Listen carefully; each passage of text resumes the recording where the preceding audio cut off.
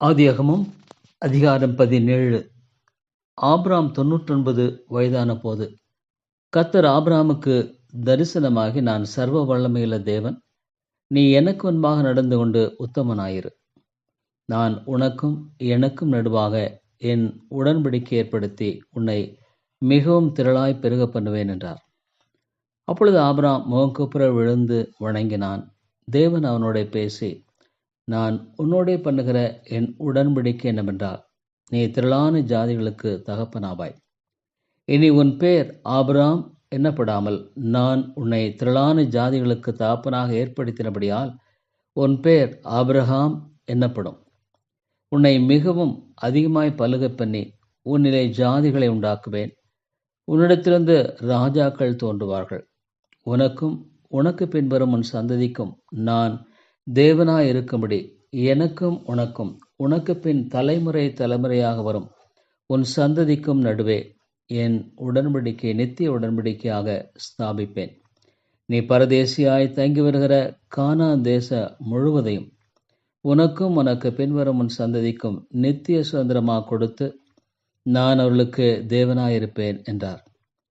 பின்னும் தேவன் ஆபிரகாமை நோக்கி, இப்பொழுது நீயும் உனக்கு பின் தலைமுறை தலைமுறையாக வரும் உன் சந்ததியும் என் உடன்படிக்கையை கை கொள்ளுங்கள். எனக்கும் உங்களுக்கும் உனக்கு பின்வரும் உன் சந்ததிக்கும் நடுவே உண்டாகிறதும் நீங்கள் கை கொள்ள வேண்டியதுமான என் உடன்படிக்கை என்னவென்றால், உங்களுக்குள் பிறக்கும் சகல ஆண் பிள்ளைகளும் விருத்த சேதனம் பண்ணப்பட வேண்டும். உங்கள் நுனித்தோளின் மாம்சத்தை விருத்த சேதனம் பண்ண கடவீர்கள். அது எனக்கும் உங்களுக்கும் உள்ள உடன்படிக்கைக்கு அடையாளமாயிருக்கும். உங்களில் தலைமுறை தலைமுறையாக பிறக்கும் ஆண் பிள்ளைகளையெல்லாம் 8ஆம் நாளிலே விருத்த சேதனம் பண்ணப்பட வேண்டும்.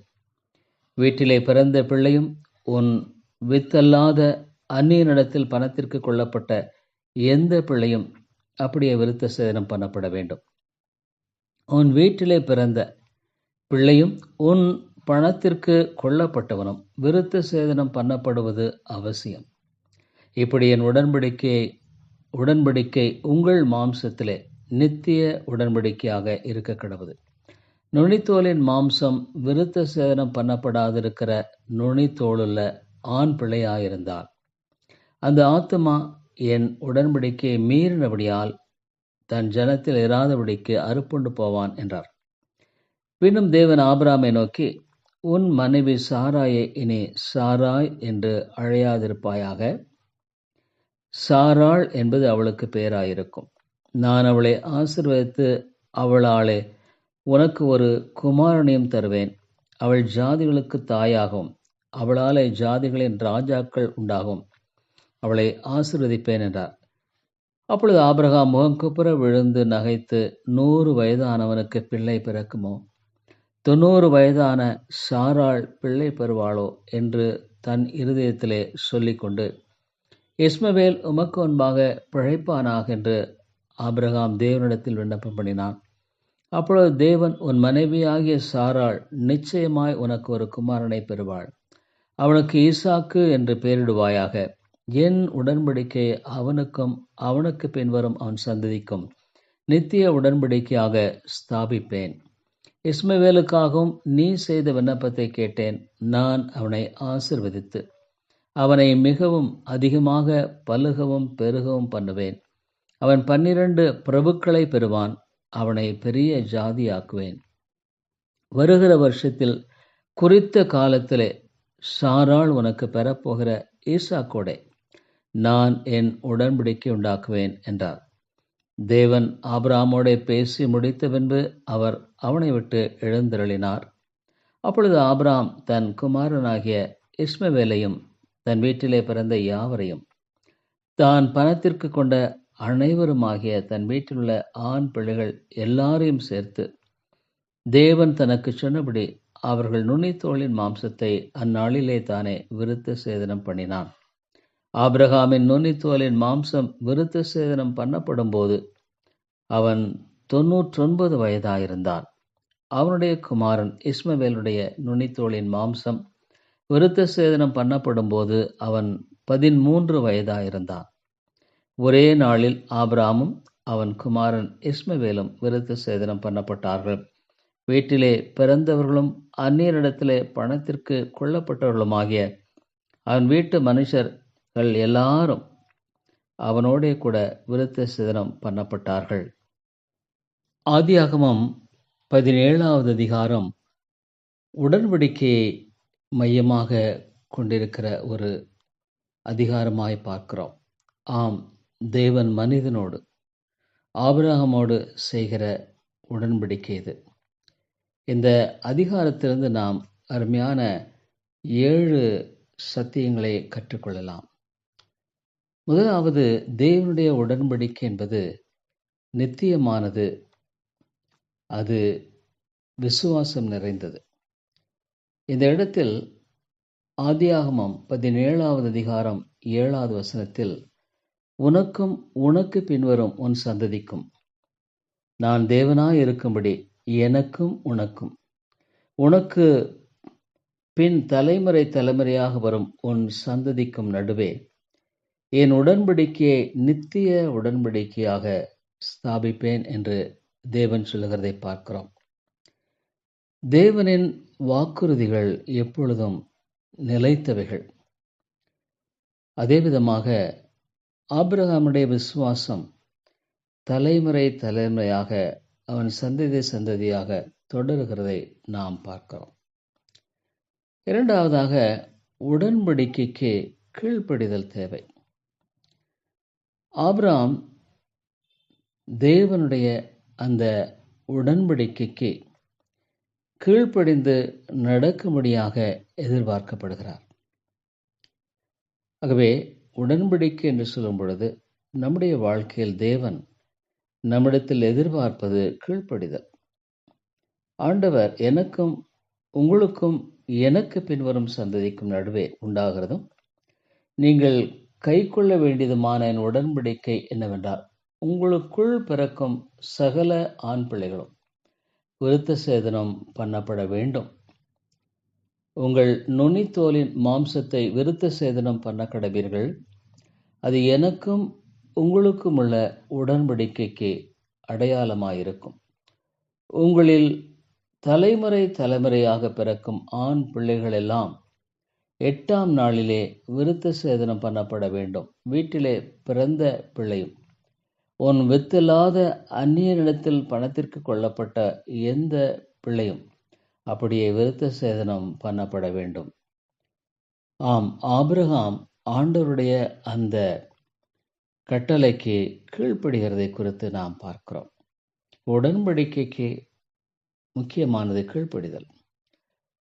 மூன்றாவதாக, தேவனுடைய அழைப்பு என்பது நம்முடைய வாழ்க்கையை, அடையாளத்தை, நிலையை மாற்றக்கூடிய ஒன்றாக இருக்கிறது.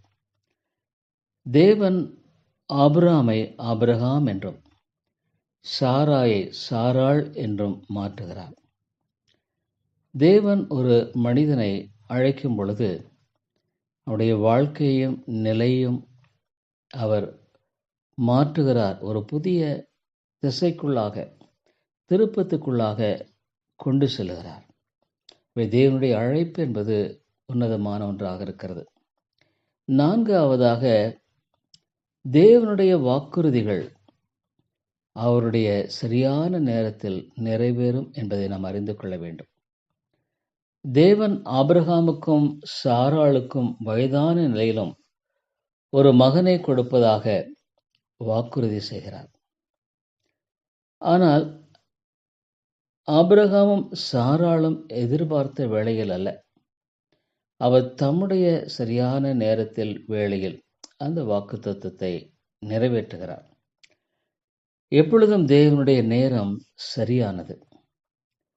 மனிதர்களுக்கு சாத்தியமில்லாத போதும் தேவன் அதை நிறைவேற்ற வல்லவராக இருக்கிறார் என்பதை வெளிப்படுத்தும்படியாகவே இந்த காரியத்தை விதமாக மனிதனின் இயலாமையின் மத்தியிலே தம்முடைய வல்லமையை அவர் விளங்க பண்ணுகிறதை பார்க்கிறோம். ஐந்தாவதாக, தேவன் இங்கு இவ்விதமாக ஆசீர்வதிக்கிறதை பார்க்கிறோம்.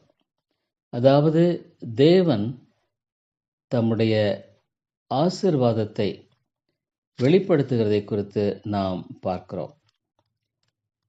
இங்கு ஆகாரின் மகன் இஸ்மவேலுக்கும் தேவன் ஆசீர்வாதத்தை கொடுக்கிறார்.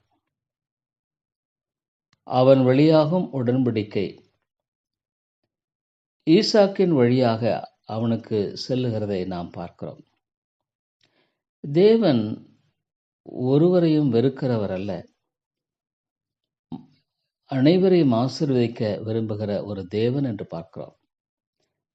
ஆகவே இஸ்மவேல் மெய்யாலுமே சொல்லப்போனால் விசுவாசத்தின் சந்ததியாக இல்லை என்றாலும் அவனையும் ஆண்டவர் ஆசீர்வதிக்கிறதை நாம் பார்க்கிறோம். அடுத்ததாக ஒரு மனிதனுடைய வாழ்க்கையில் அவிசுவாசம் என்பது எவ்வளோ பெரிய விசுவாசம் உள்ளவனாக இருந்தாலும் அவனில் காணப்படுவதற்கான வாய்ப்பு உண்டு என்று நாம் அறிந்து கொள்ள வேண்டும். ஆபிரகாமுடைய வயதான நிலையில் தேவன் ஒரு குழந்தையை கொடுப்பதாக சொல்லுகிறதை குறித்து ஆபிரகாம் அங்கு நகைக்கிறதை பார்க்கிறோம். 17வது வசனத்தில், அப்பொழுது ஆபிரகாம் முகங்குப்புற விழுந்து நகைத்து, 100 வயதானவனுக்கு பிள்ளை பிறக்குமோ, 90 வயதான சாராள் பிள்ளை பெறுவாளோ என்று தன் இருதயத்திலே சொல்லிக் கொள்ளுகிறான். அநேக வேளைகளில் நம்மை விசுவாசம் தாக்கலாம், அவிசுவாசமானது தாக்கலாம். ஆனாலும் கூட தேவன் நம்மத்திலே நம்முடைய அவிசுவாசத்துக்கு மேலாக அவருடைய வல்லமையை மிகவும் பொறுமையோடு செயல்படுத்துகிறார், வெளிப்படுத்துகிறார். 7வதாக உடன்படிக்கைக்கு ஒரு அடையாளத்தை ஆண்டவர் வைக்கிறார். ஆகவே இங்கே நுனித்தோலை விருத்த சேதனம் பண்ணும்படியான ஒரு அடையாளத்தை ஆண்டவர் நியமிக்கிறார். தேவனோடு கொண்டிருக்கிற ஒரு உறவுக்கு ஒரு அடையாளத்தை நம்முடைய வாழ்க்கையில் நாம் வெளிப்படுத்த வேண்டியவர்களாக இருக்கிறோம். இங்கு ஆபிரகாம் ஆண்டவர் சொன்ன அந்த உடன்படிக்கைக்கு அவன் கீழ்ப்படிந்து நுனித்தோலை விருத்த சேதனம் பண்ணுவதை பார்க்கிறோம். ஆகவே உடன்படிக்கை என்பது இங்கு கீழ்ப்படிதலோடு கூடிய ஒரு அடையாளத்தை கொண்டதாக இருக்கிறது. ஆதியாகமம் 17வது அதிகாரத்தில் தேவனுடைய மகத்துவமான அந்த கிருபையையும் மனிதன் அவருடைய அந்த சத்தத்துக்கு கீழ்ப்படிய வேண்டிய அவசியத்தையும் பார்க்கிறோம். மனித வாழ்க்கையில் உன்னதமான மாற்றங்களையும் ஏற்படுத்துகிறவராகும் அவர்களை பூமியில் உள்ள எல்லா சந்ததிகளும் ஆசீர்வதிக்கப்படத்தக்கதாக ராஜாக்கள் அவர்கள் உருவாவார்கள் என்பதை குறித்து சொல்லுகிற காரியத்தை குறித்து நாம் இங்கு வாசிக்கிறோம். நாளை தினத்தில் நாம் தொடர்ந்து அடுத்த அதிகாரத்தை பார்ப்போம். கர்த்தர் தாம் எங்களை ஆசீர்வதிப்பாராக. நன்றி.